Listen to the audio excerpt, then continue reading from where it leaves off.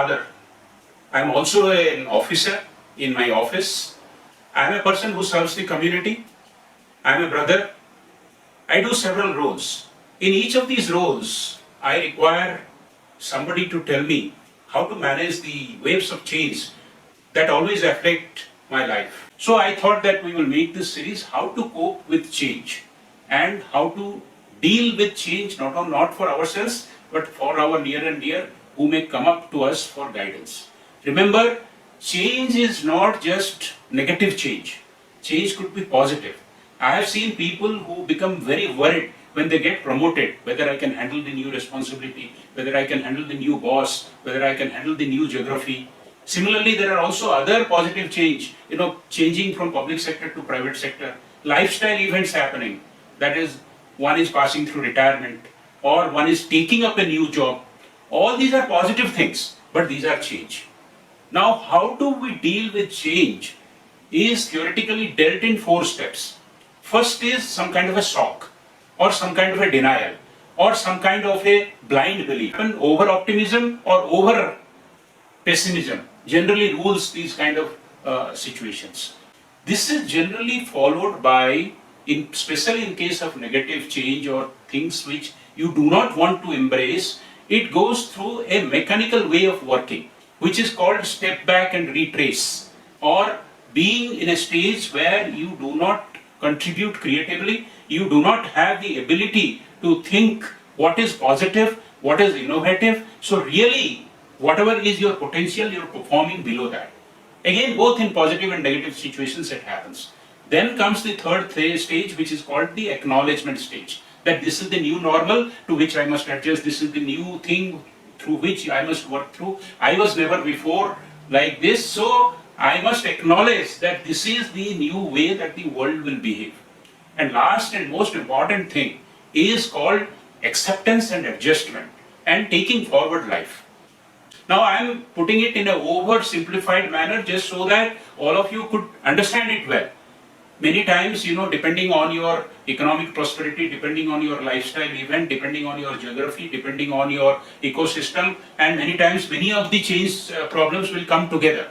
If we say that change goes through the process of shock, denial, then retrace or step back, then acknowledgement, acceptance and adjustment, whether every time that this happens, we have some simple rules. Many times the prescription is focusing yourself, think about positive. But based on my own experience and based on what I have seen working, I think 4 or 5 tips I'll give.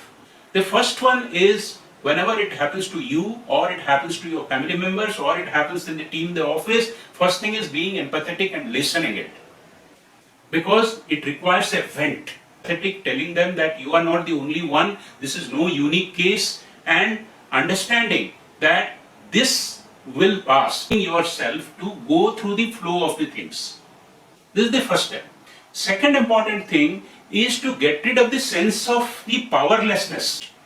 Let us say I am doing a lot of tweeting, I am doing a lot of YouTube videos. So people in the social media will troll me. So if 80 people will tell well, 20 will tell badly about it. We think of controlling something which is not within our power. The sense of powerlessness many times is a hindrance to the change. Third thing that is most important is, doing what is called a logging, or taking a real pen and paper and finding what are the positives and negatives, because every change will bring a few positive and few negatives. The human mind generally focuses only on the negatives. Although we know that the unknown also brings a lot of positives, a career change could bring a lot of long-term benefits. So it always helps for me to note down what is the positive and negative.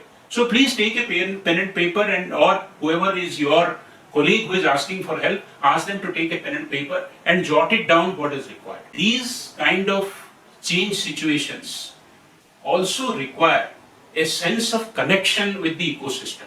Who are your social benefactors? Who are your well-wishers? Who give you sane and selfless advice?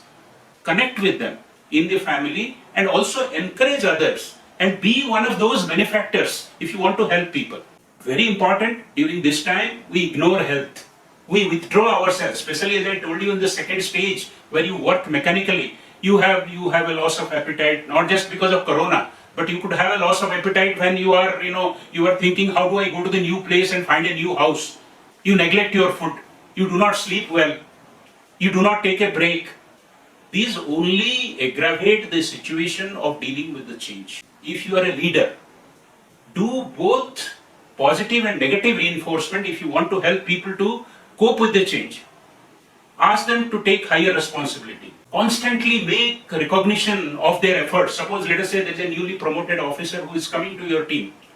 Even if he does a small, very small, minuscule good work, boost his confidence by constant reinforcement, which is positive reinforcement. Pull up somebody who is getting into his cell.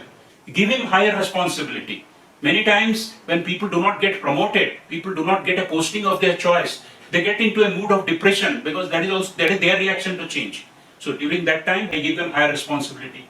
I tell them that I am confident on them. Find out who are the registers of change, who are the constant naysayers, who believe that nothing positive could happen, who believe that every positive has a negative rather than thinking every negative has a positive. Those people must be dealt with, and managing the entire ecosystem is the responsibility of a leader. I am sure these will be very helpful to all of you in dealing with change yourself, for your team, especially in trying times like this.